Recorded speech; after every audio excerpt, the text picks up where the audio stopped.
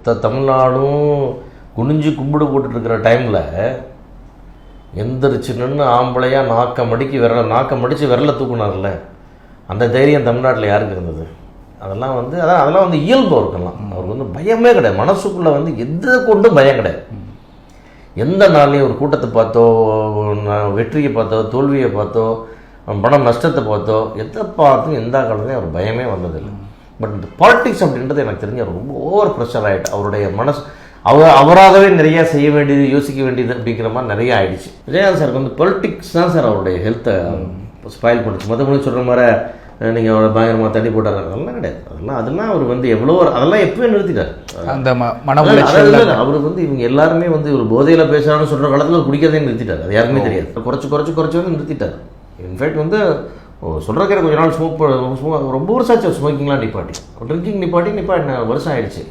But அவருக்கு அந்த ஏதோ ஒரு நரம்பு ரீதியான ஒரு பிரச்சனைகள் வர்றது, அப்பப்போ ஏதோ ஒரு டங் ஸ்லிப் ஒன்று வர்றதெல்லாம் அன்றைக்கி பெருசுப்படுத்தி மீடியாவில் பேசி அவர் போதையில் பேசுகிறாங்க. அவர் போதையில் பேசின விமர்சிக்கும்போது அவருக்கு போதை பழக்கமே இல்லை. நான் கூடவே இருந்தேன், எனக்கு தெரியும்.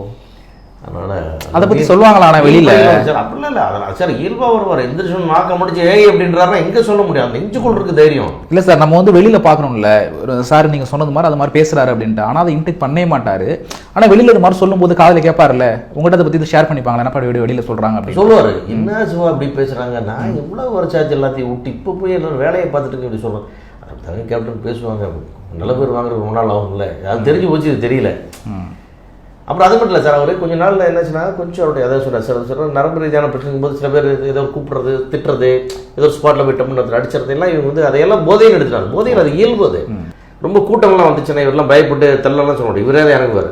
அந்த 2 கை வச்சு இப்படி தள்ளான்னு ஒரு 10 பேர் போய் இப்படி விழுவோம். அது இயல்பாகவே அவர் யாரையும் டம்மல் கை வச்சுருவார், அடிச்சுட்ருவார்.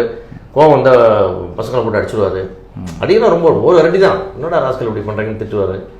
கோவம் பயங்கரமாக வரும். அதெல்லாம் ரொம்ப ஃப்ரீயாக இருந்தார். அவருடைய வாழ்க்கையில் முதல் முறையாக அவருடைய மைண்டில் ப்ரெஷர், இவ்வளவு யோசனை, இவ்வளவு சிந்தனை, இவ்வளவு கால்குலேஷன் எல்லாமே வந்தது பாலிடிக்ஸில். அது அவருடைய அந்த ஒர்க்லோடு அவருக்கு தாங்கலைன்றது என்னுடைய ஃபீல். அந்த சஜஷனுங்கிறது யாருக்கு சார் பொலிட்டிக்கலுக்கு வரணும் அப்படின்னு விஜயகாந்த் சாருக்கு?